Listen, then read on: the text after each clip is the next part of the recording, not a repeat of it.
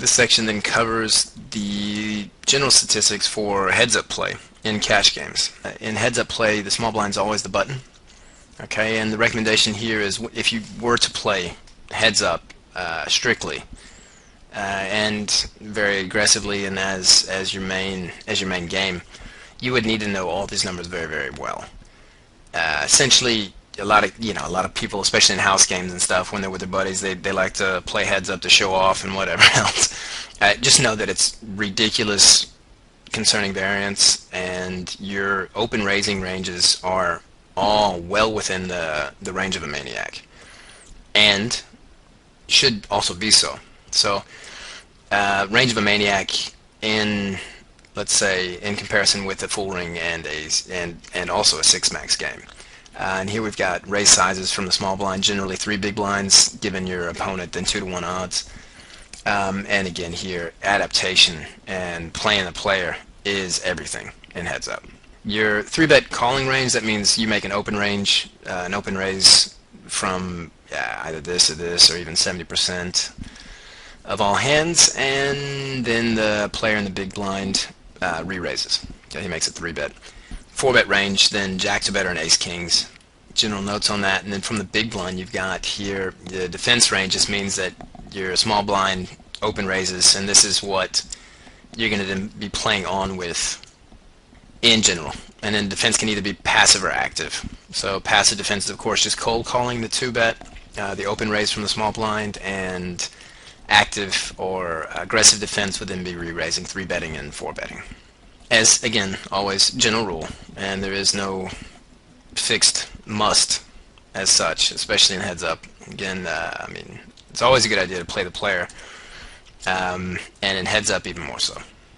As we've looked now at the general ranges for the different player types in both full ring and six max, we've looked a bit at the heads up matchups, and I mentioned here that everybody in heads up, if it is just a heads up cash game, everybody's playing a lag maniac kind of style. Something else that we want to look at here is in heads up play, and this would also apply very often to tournaments in heads up, of course, also cash games, and even in blind battles in six max and full ring games, where you're just down to 2 players, namely the player in the small blind and the player in the big blind. And what we're going to look at right now is first these Nash push and call push ranges, and then the Sklansky-Chubokov numbers, so-called. And they look like this. So initially we've got these heads-up push-fold Nash equilibrium charts.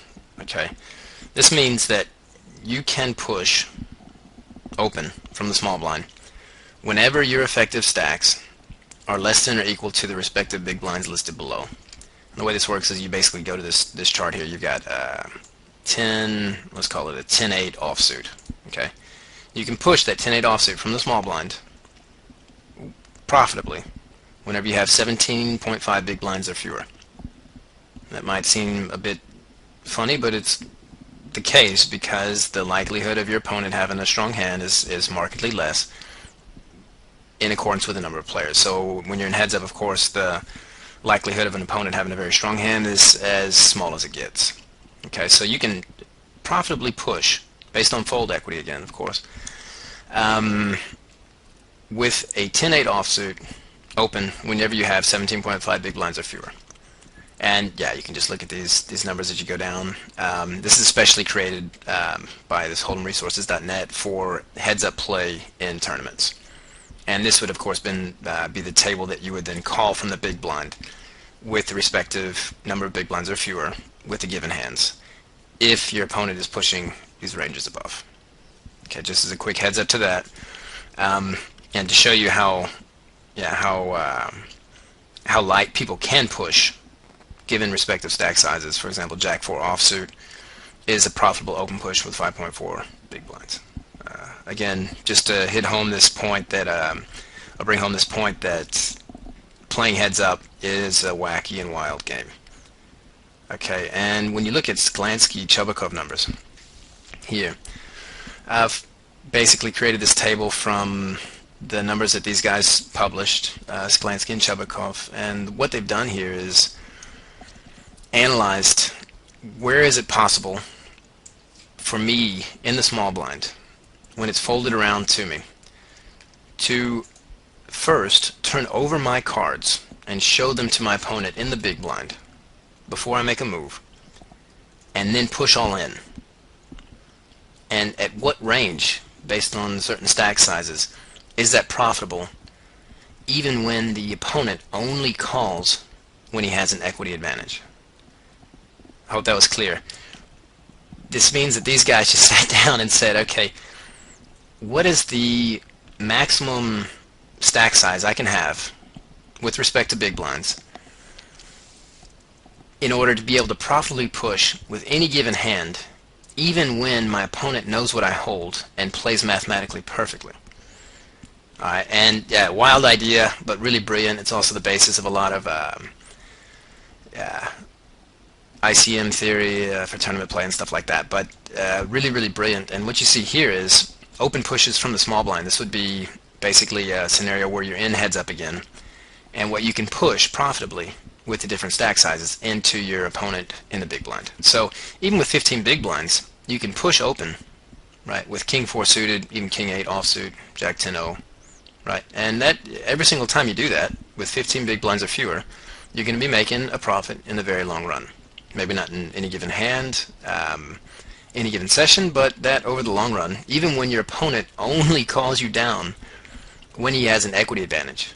Okay, and he's going to be calling you down with a lot of times when he doesn't have an equity advantage. So with this minimum stack size, you can push this entire range from the small blind into the big blind open profitably over the long run.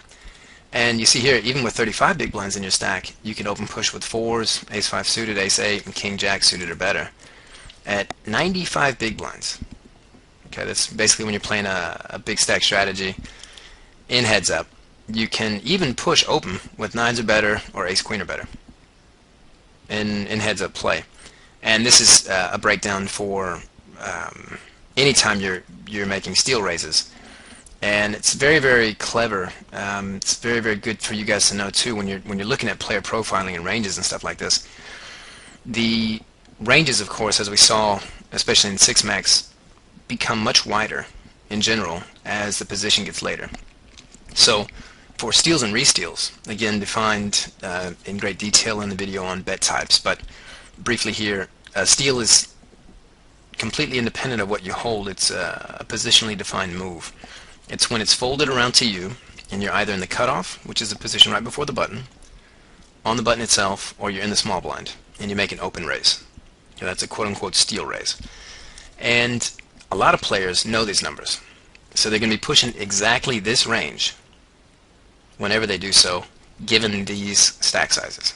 Okay, and your short stack strategy players really know these numbers, right? Because their stacks are going to be anywhere from 25 to 10 big blinds at any given time. So know these numbers and know what your hand looks like equity-wise against these ranges and adjust accordingly. And it's also part of player profiling is also knowing the player and also knowing what the player is aware of. For example, a lot of players aren't even aware of these numbers. Is my player conscious? Is he aware of these Sklansky-Chubokov numbers? Is he aware that he can make a profitable push even when he shows me his cards with this range when he or I only have 10 big blinds in our stack? Is a player conscious of how to bet, make 3 bets and 4 bets light? Is an aggressive player all of a sudden adjusting to my adjusted tighter range? Right, all these things come into play, and again, the best player profilers are those who are able to, based on statistics, based on tells, especially in the live situation, the best player profilers are the ones who can really peg, really clearly define a certain type of player based on the statistics, given a certain sample size in the online environment, and even do the same based on tells, appearance, all kinds of different things in the live environment, and are also able to adjust perfectly and even see when the type of player, right, the player profile that they've attributed to a certain individual, they're even able to understand and know when this player, when this individual is then changing his or her style, right? And that's where you get into really expert eagle kind of play and expert player profiling. And that's the level you want to get to.